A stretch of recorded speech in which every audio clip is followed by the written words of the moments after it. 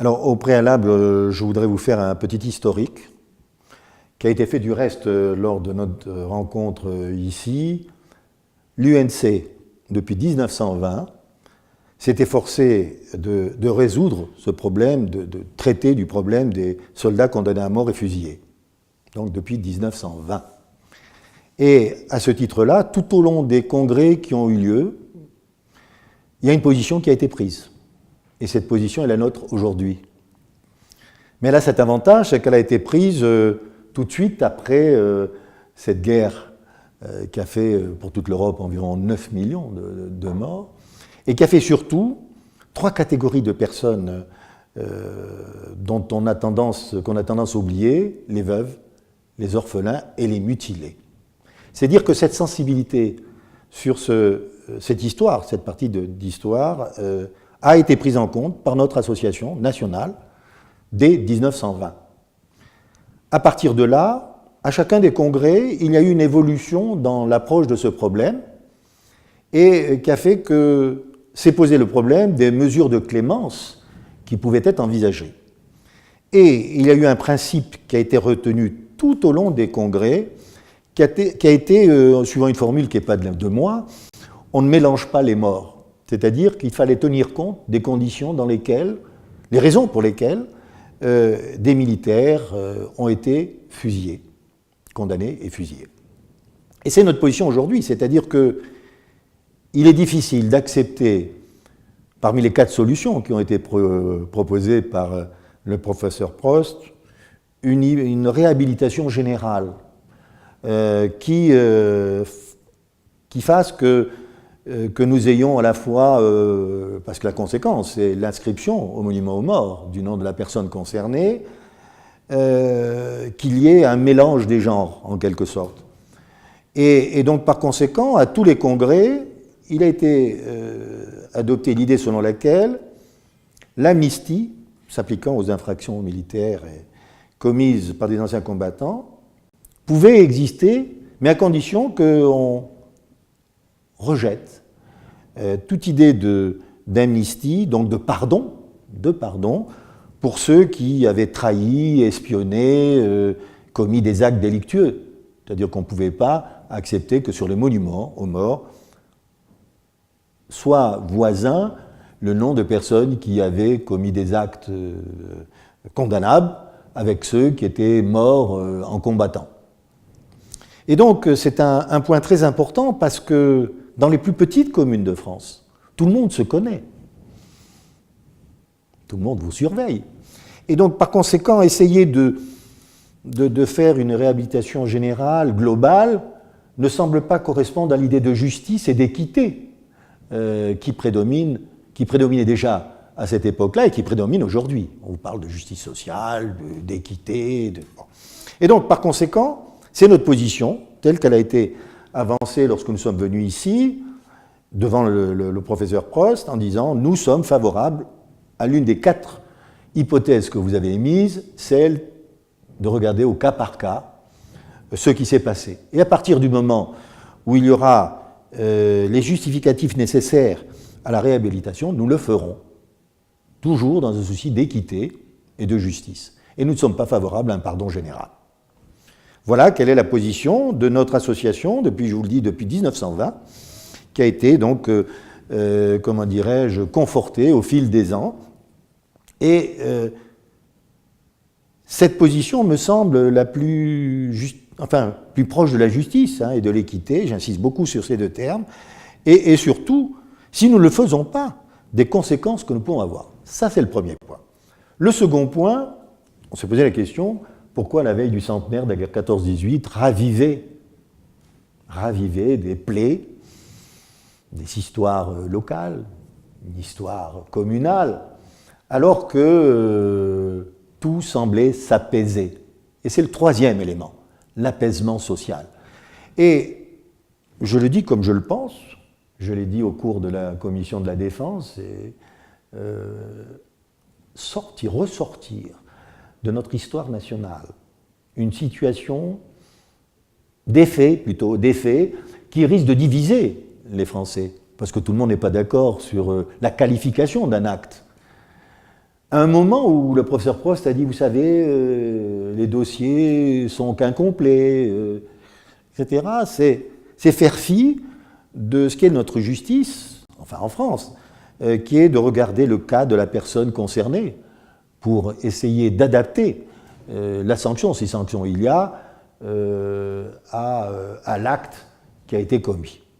Donc, pour conclure, je dirais que la création des différentes cours de justice qui peuvent faire l'objet de notre interrogation en disant bon, n'est pas le problème. Le problème, c'est qu'il faut faire très attention, de ne pas faire ressurgir des problèmes qui ont divisé beaucoup de communes, des familles sur des problèmes qui prennent leur importance encore aujourd'hui et qui, loin d'apaiser, loin de l'apaisement social, apparaît comme une mauvaise décision s'il y a une habilitation générale. Voilà le début de ma réponse. Il n'y a pas une hiérarchisation. Je crois qu'il faut éviter, quand on vous fait des propositions, de hiérarchiser l'une ou l'autre proposition. Si ce n'est qu'on regarde l'argumentaire de chacune des propositions qui ont été faites. Et c'est ce qu'a fait le professeur Prost dans son rapport. L'une des raisons invoquées pour le cas par cas, c'est de dire qu'il va y avoir un travail considérable à faire, etc. Je ne sais pas, mais quand on essaye de faire justice, la durée et, j'allais dire, la réunion des moyens de preuve me semble essentielle. Si on a réouvert le dossier, c'est qu'on a estimé que dans certaines situations, des décisions n'avaient pas été conformes à la qualité, plutôt à la définition de la sanction, enfin de l'acte lui-même par la sanction. Donc il y avait un déséquilibre entre l'acte et la sanction qui était prise. Donc moi je crois que cette position, qui était une des positions d'une amnistie générale, et le refus plutôt d'une étude du cas par cas par le travail, me semble pas, par les travaux effectués, me semble pas, comment je veux dire, absolu dans le raisonnement qu'on peut avoir. Parce que il faut revenir à l'essentiel, c'est-à-dire qu'il s'agit d'un individu, d'une personne. Et on ne peut pas, comment dirais-je, au nom d'un manque d'information, d'un travail considérable, d'une comparaison avec des pays anglo-saxons. On ne peut pas comparer les anglo-saxons aux latins que nous sommes. Nous n'avons pas les mêmes réactions.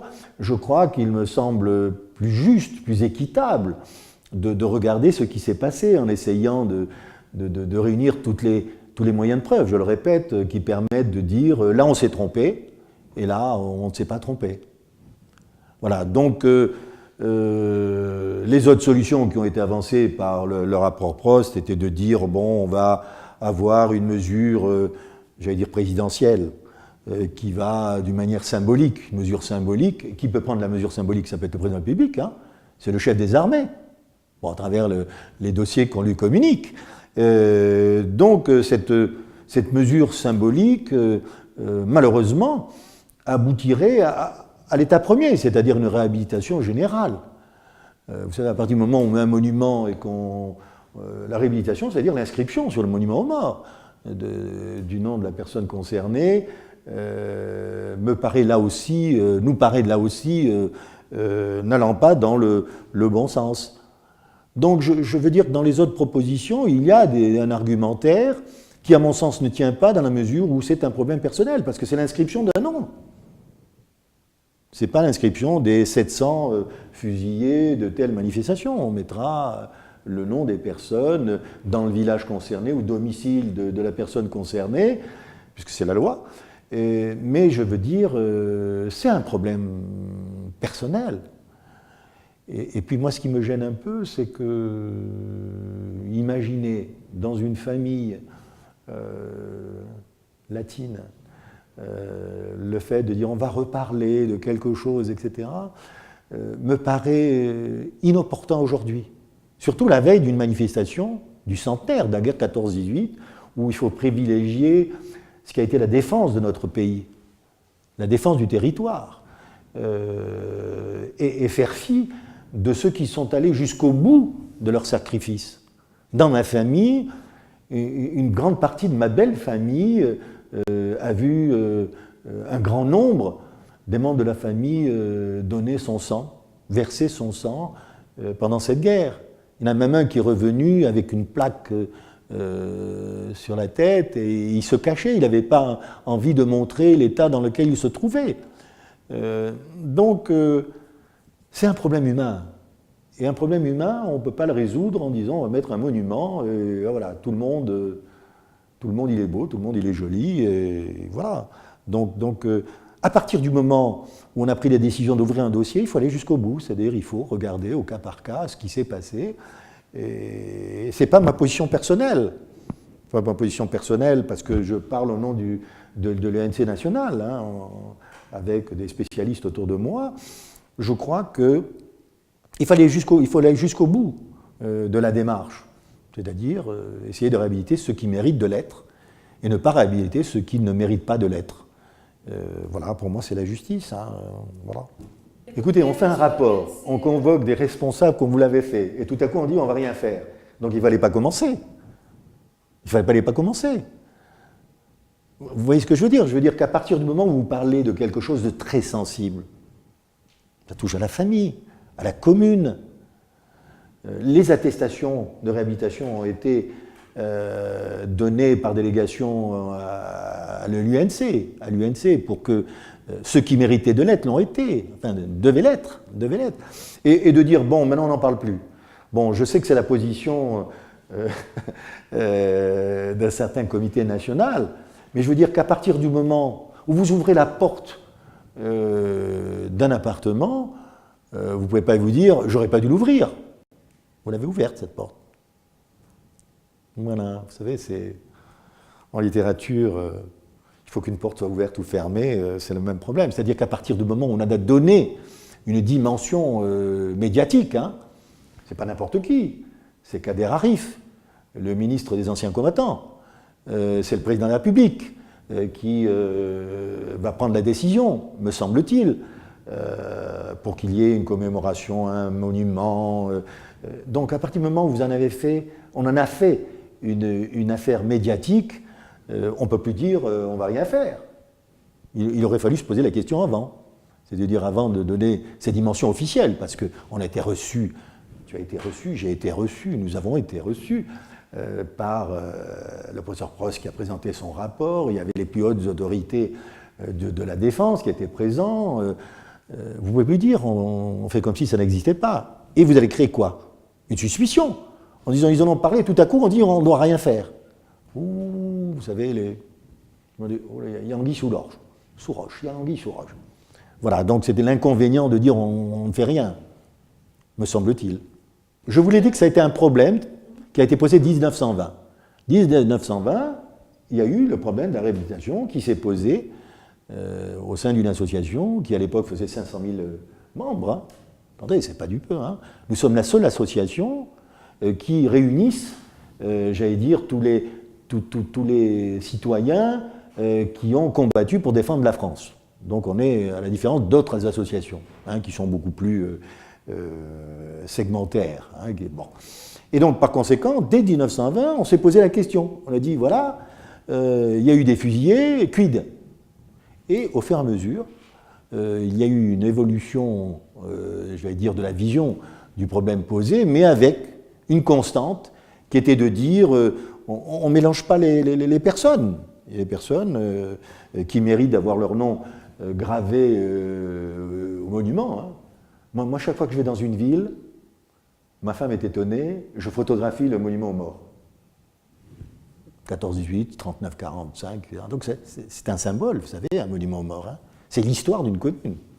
C'était un problème qui ne se posait pas et qu'on a vu surgir comme ça à la veille du centenaire de la guerre 14-18. Alors, ceux qui l'ont fait surgir, je ne sais pas, hein, moi je ne suis pas dans le secret des dieux, hein, mais il ne faut pas tourner autour du pot. Il y a toujours eu en France, dans l'histoire de notre pays, j'allais dire une philosophie qui consistait à dire oui, la guerre, c'est pas bien, qui aime la guerre? Personne. Personne n'aime la guerre. Personne n'aime la guerre. Sauf que quand il faut défendre son territoire national, quand il faut avoir une armée pour faire face, et vous avez vu dans le Mali, le président de la République a dit voyez ce qu'on a fait dans le Mali pour défendre des convictions, des droits, une population.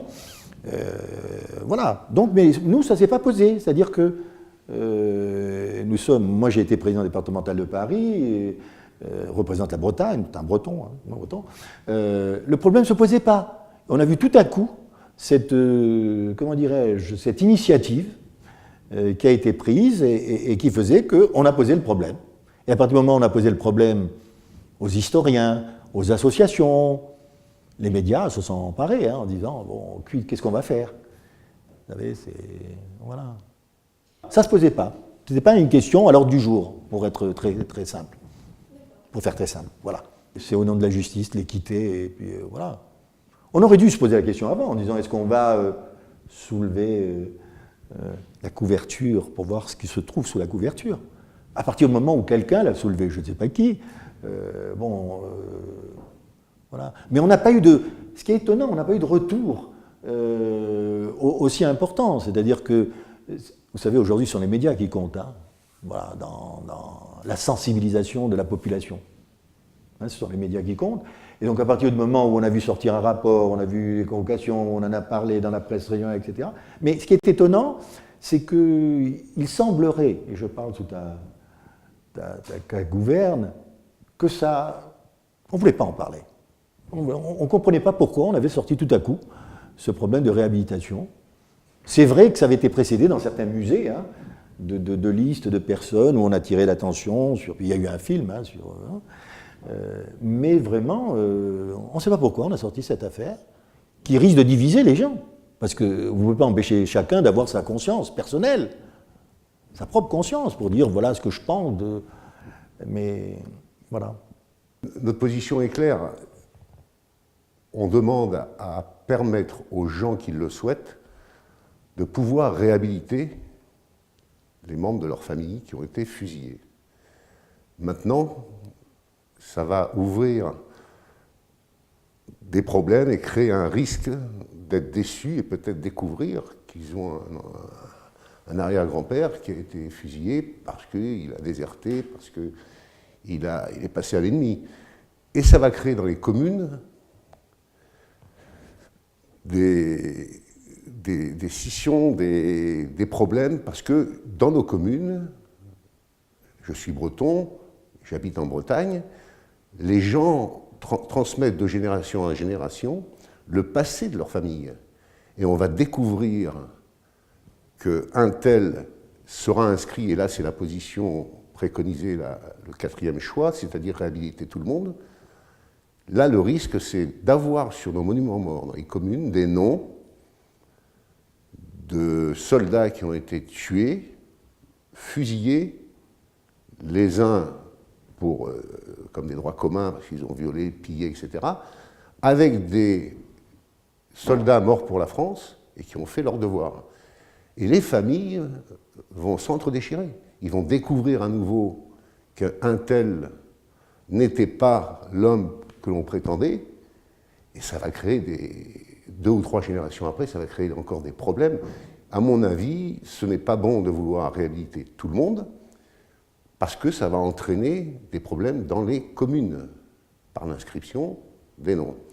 Et donc notre position, nous, est une position qui permettra aux familles qui le souhaitent, de lancer une procédure de réhabilitation avec un risque. Et c'est les familles qui prendront ce risque. Donc de découvrir la vérité sur leur arrière-grand-père. Merci de nous avoir reçus. Merci de nous avoir posé des questions, j'allais dire, proches de la vérité. Hein. C'est ça qui est important. Et sachez que notre association, qui est très importante, travaille et continuera de travailler dans un souci d'apaisement et du refus de la division, surtout dans les temps qui courent.